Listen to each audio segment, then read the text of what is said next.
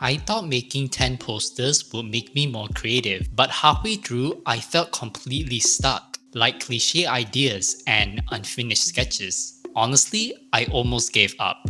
But finishing this challenge actually changed how I think about creativity completely. I did this challenge because I never committed myself to any personal projects due to fear, and I wanted to find ways to respark my creativity. In this video, I'll be giving advice on the creative lessons learned from my 10 poster designs challenge.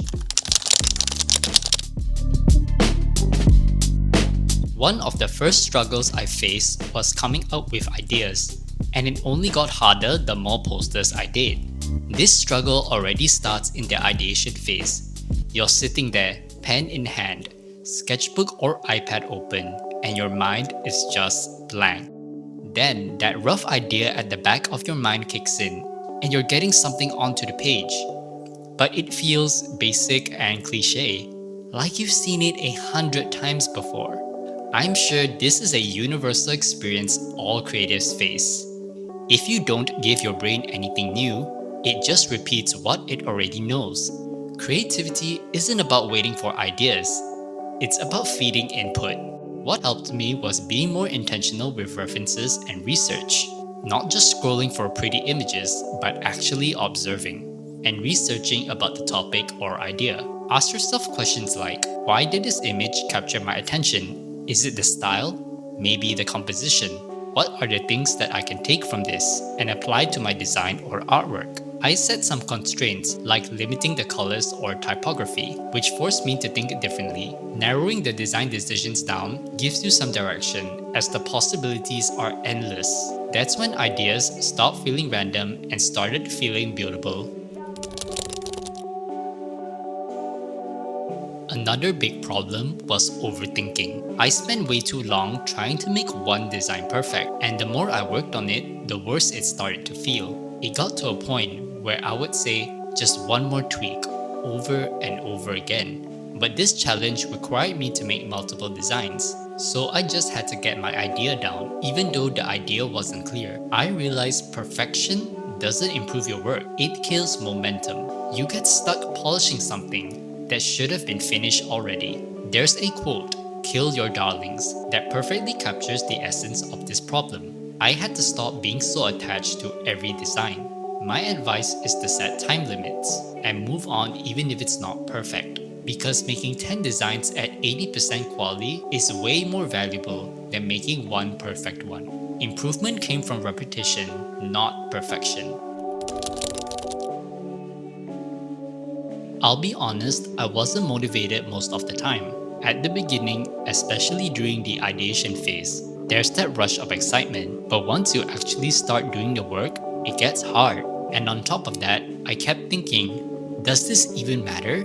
No one's really going to see this anyway, as the views on my channel have been minuscule and it's been difficult. That's when I realized motivation is unreliable. You can't depend on it to create. What actually helped was just starting. Even when I didn't feel like it. I told myself part 2 had to be done. I had a deadline, and I just got to work. After getting back to it, I started to get some enjoyment from creating again, and managed to push through. I gave myself small deadlines, even for a personal project. Nothing serious, but enough to keep me accountable. And instead of trying to make something good, I just focused on making something. Having a deadline gives that sense of responsibility, as you won't have unfinished projects waiting to be finished. By lowering your expectations, there's less pressure that paralyzes you from creating. Action creates motivation, not the other way around. Some of the posters were easy to execute as I had solid ideas. Some posters were a struggle and the result looked off. Not terrible, but it just didn't feel right.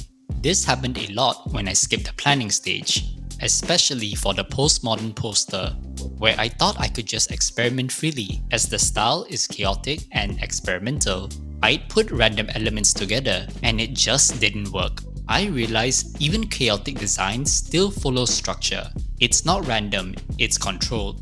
Good design always comes back to the fundamentals. I implemented them whilst being intentional with how I broke the rules. I started focusing on hierarchy. What stands out first?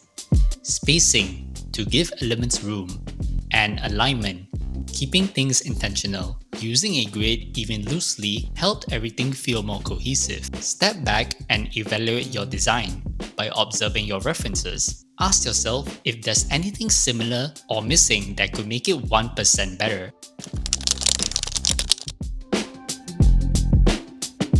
Throughout this challenge, I compared my work a lot, especially when looking at references. I think, how am I supposed to make something like this? It's scrolling on Pinterest or other social media, seeing talented artists, and suddenly you feel discouraged, even insignificant when you're constantly seeing better work. But comparison itself isn't the problem, it's how you use it.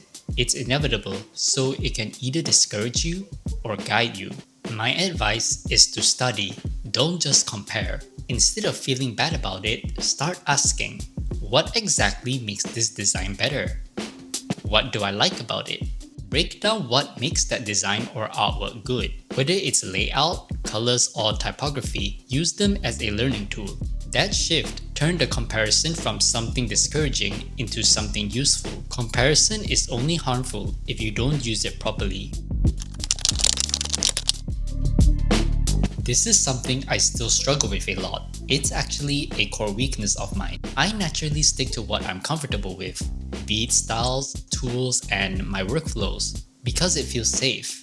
But during this challenge, I realized staying comfortable was also holding me back. I grew up thinking creating is supposed to make you feel good, and it should. But oftentimes, it's normal to feel scared of trying new things.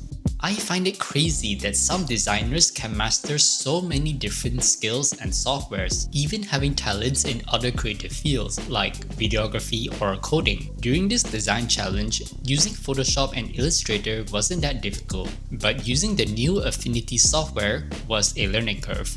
I realized that comfort kills growth.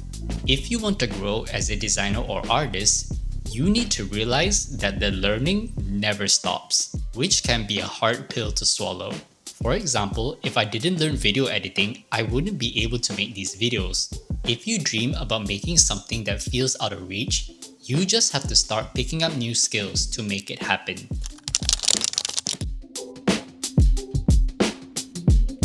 There were moments where I felt like I wasn't improving much, especially during the later posters when things got more complex. It made me question if this whole challenge was even worth doing. When doing large projects, it can be hard to navigate, and we wonder if it's going anywhere. Are we creating things that meet our vision? Are we getting better as we create more? I just trusted the process of executing my ideas and hoping the design would come together.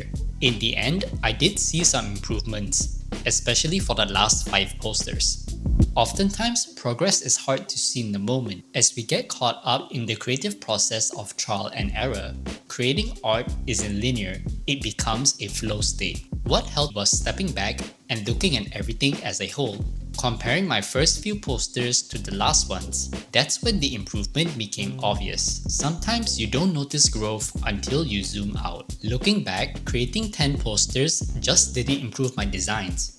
It completely changed how I think about creativity completely. I stopped waiting for ideas, stopped trying to be perfect, and just focused on actually doing the work. And I think that's the biggest thing I learned. Creativity isn't something you wait for, it's something you build. So if you're feeling stuck creatively, don't aim to make something amazing. Just start, even if it's bad.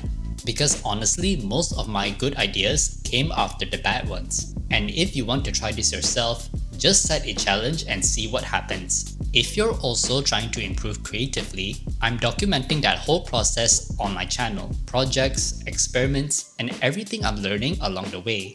So if that's something you're into, feel free to stick around, and I'll see you in the next one.